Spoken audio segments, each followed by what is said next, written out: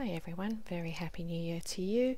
So if you're like me, you've packed up the Christmas box and you have a whole hoard of Christmas cards which you are maybe sentimental about, you don't want to quite chuck out, or they're really pretty, and what a waste it is to just get rid of this lovely pieces of card. So I've got a few things you can do with them.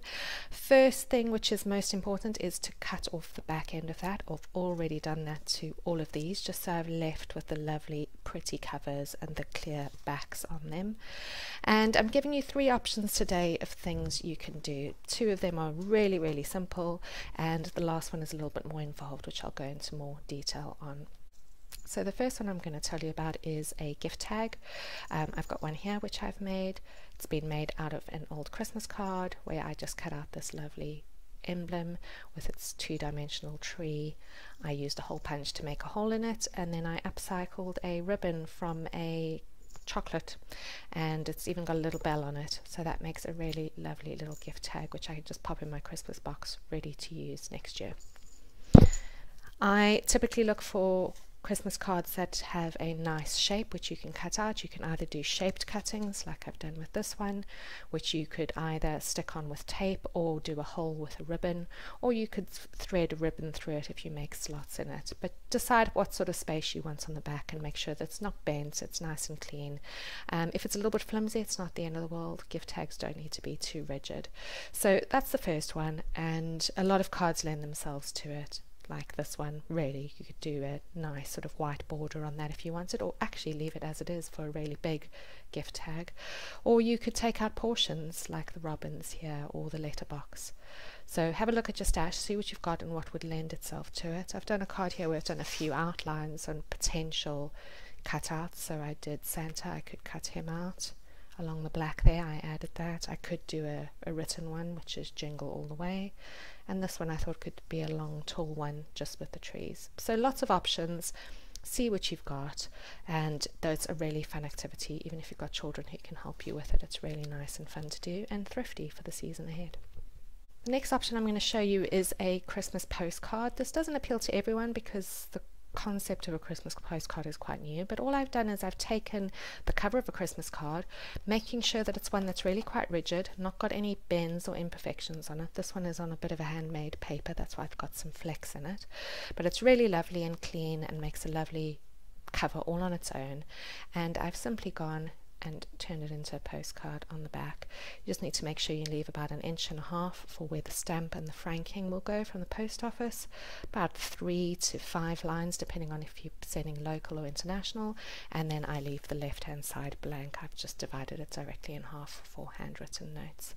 It's not everybody's cup of tea, but really simple. Again, you've given a Christmas card a whole second life, and you could add a little stamp or little note saying that this is a upcycled Christmas card from last season.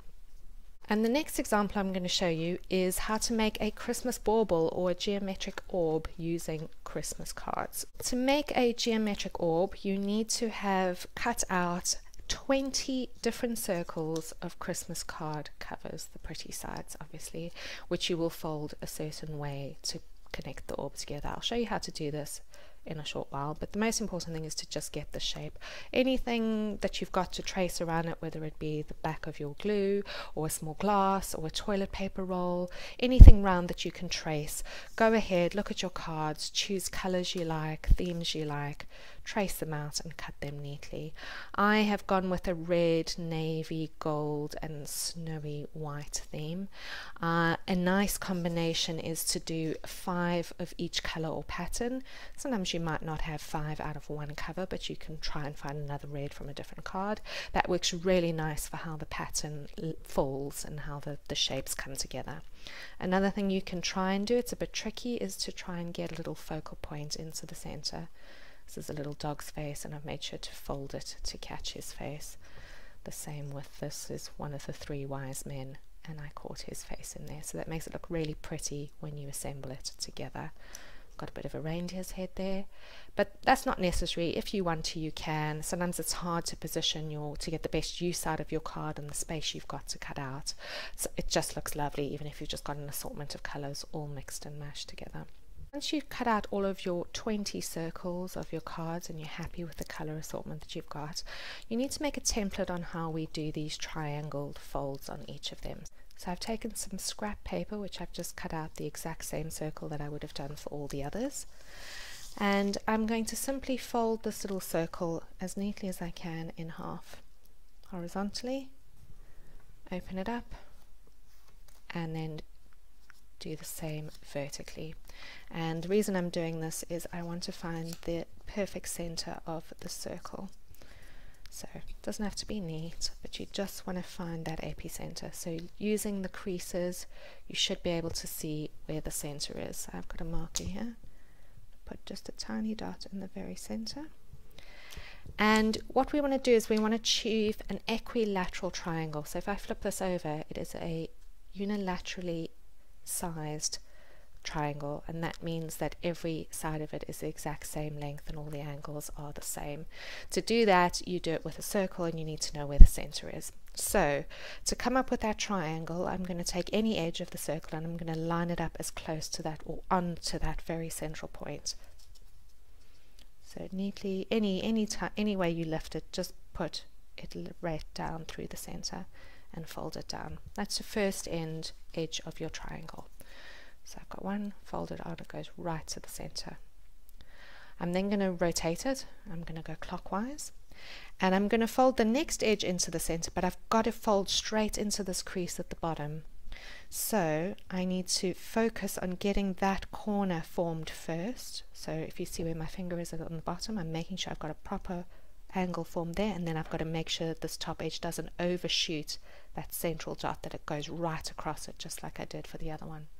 So the most important part is this stage, is that you have two perfectly connecting folds making a sharp point at the bottom. So I've got the two there, they are both going over that central fold very neatly, and then I go ahead and do the last one. And this time I've got to pay close attention to fold right into that crease and right into that crease there, and it will naturally go straight into the center because the others have all been worked out. So don't overfold, so don't bend over those triangle edges. So just keep a look on those edges. And once you've got that in, you should have a lovely, perfect triangle shape, and all of those points meet right at the center. So that's what you need to do, is do a template like this on a scrap piece of paper. I find it useful to sometimes cut out this triangle and then go onto my discs. Your discs obviously aren't folded yet. Go onto your discs with the triangle and mark out where you need to make those fold lines. And then I simply use a ruler to help me fold them as neatly as I can, because the card is a bit tricky to fold. So I'm going to just cut this out just so that you can see what I mean. I cut it a little bit on the edge so that I can see it through the paper, and I use the exact same template to cut out all my circles, so it will be easy to find these corners. So if I plop that in the center, it will perfectly match up. So on all your discs, you need to go ahead, mark up those three edges and get them folded, and you want them to fold inwards. So you've got your pretty side facing upwards and it's folding upwards. Assembly is quite easy to do. You are going to be gluing these pieces together using the little flaps. So each flap is going to connect to another flap, and you're going to glue those together. And as you glue them together, it starts to form the orb around it. One thing to bear in mind is if you've done a color theme, so I've got 4 colors or 4 theme colors, 5 of each. I want to have mine sort of in a uniform kind of order. So I'm going to start by doing a row of them, and I'm just going to pay attention to how I'm assembling that row. So when you get to the stage, I want you to work in triangles. So always think about that triangle. Don't think about the circle that's there. Try and keep your flaps up and think about the triangle. So if I lay one triangle down, I'm going to go navy, then I'm going to go white, and I want this triangle to go in the reverse of it, upside down like that. Okay, so I'm going one triangle pointing up, one triangle pointing down. Next color, choose one I haven't done yet. So I'm going to go red. I'm going to go navy, white, red, pointing up, pointing down, pointing up. I'm then going to go, so that's my gold, it's not really a true white. I'm then going to go on to my last color, because I have 4 colors, 5 of each, and that one's pointing down, so I can push them in a little bit more if I want, but I want to make a ribbon. I want to make a ribbon of those. They're not going to sit perfectly against one another because they aren't glued yet, but I want a ribbon of these triangles. So I'm just going to move this up a little bit, and I want to repeat the same pattern. So I've used all my colors, so I went navy, gold, red, snowy white, and I want to repeat that in the same order. And I want to do this till I have 10 in total across, so 5 pointing up, 5 pointing down. That is my first ribbon. So I'm going to glue this all together as one strip. So I'm going to take each piece, those 2 pads, I'm going to glue them together, pinch them together securely, and then glue the next one and the next one, etc., etc., until they form a nice neat ribbon without changing the directions of those triangles. That's really important. I'm then going to go and make 2 rosettes with my remaining pieces. So we've got 10 here, 5 up, 5 down, and I'm going to make, it's almost like a rosette shape, but I want to follow the similar color pattern that I used. So if I just nudge this one down, so I'm going to follow this as a guide of how my order went. I went navy, gold, I'm going to look for a gold one, right of navy, gold, and I'm going to make a circle this time. After gold I had red, so I'm going to add a red.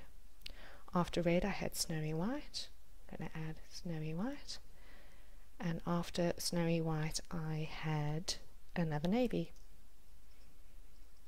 I'm going to pop another navy there. I'm not too thrilled that I'm going from navy to navy, so I might do a swap at this stage, and I might, just means I want the rosette to not have 2 colors right next to each other. So I've just done them complementary of one another, but that means when I glue them down they should glue quite nicely without duplicates on top of one another. It won't be 100% perfect, but it will help. Also, if you've got any focal points like this wise man's little face or the dog face, you might want to think about where those go. The rosette forms the top of the sphere, the ribbon does the band around the sphere, and the other rosette will do the bottom of the sphere. So I'm going to do a nice one with these pretty little bits left over. I'm going to try follow similar color theme again. So 5 rosettes, all the triangles pointing into one another, 2 of those, 1 ribbon with 5 of the triangles pointing up and 5 pointing down. I'm now going to go ahead and glue all of those together as neatly as I can, lining up the 2 little pads on the side. So glue that really nicely, nice and tight, don't let it run over. You can use a clothes peg if you wanted to just secure it gently, or a paper clip, them to dry completely first. So I started gluing them, and as you can see is that when you do the little rosette pattern, is it makes a dome. So you just want to make sure that that doesn't slip out of place. And also, if you know which one will be the top end of your orb, you may want to insert a ribbon in that top part before you glue it. So you can use an old ribbon, thread it through there before you finish off the gluing, and pinch it in so you've got something for it to hang from. I'm going to do it on this one, which I haven't glued just yet. So line up all those little pads nicely, and it will naturally be curving and starting to take its own shape. All those equilateral triangles are working on that perfect geometric assembly. So that's why it works so nicely together. The same with when you're doing the ribbon, it will get a bit of a bend to it. It's starting to assume that shape. Just don't lose that order, don't lose the directions of those triangles, or else the orb will not work. It's going to curve naturally, and once if you want to just keep going with that curve, you can finish the circle once you've added the last ones of that 10-row strip. So these have had a short while to dry. They're quite nicely formed now. I've completed the ribbon into this cylinder shape, and then I've got the 2 domes which literally sit really beautifully on the top and the bottom, and will pull that cylindrical bit into perfect shape. So I'll glue this, and once it's glued I will give you a show of my finished product. And here is the completed product. I've got the loop on the top, and it is really pleasing, has a lovely twirl to it, really pretty all the way around. I've carefully, as I put on the top dome and the middle ribbon, I carefully checked that I wasn't duplicating any colours next to each other, but it looks really, really cool. If you have any bits that are a bit overlapped, like I've been trying to glue them and keep them as neat as possible, but if you have a little bit of overlap that's bothering you, take some cosmetic scissors, like a pair of nail scissors, and you can just neaten those up by hand.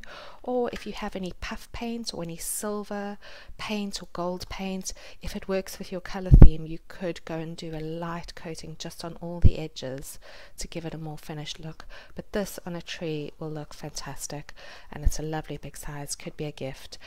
Somebody in our class suggested that you could put personal photos of loved ones in the center if you wanted, and or personal messages or names or letters or something like that. So a really lovely thing to do with old Christmas cards. And here is my, if I find the little bits, there's the head of the three wise men, my reindeer, my little dog's face. The others are all random, and it looks just lovely all on its own. Great, well I hope you have fun and enjoy making yourself a Christmas bauble with old cards.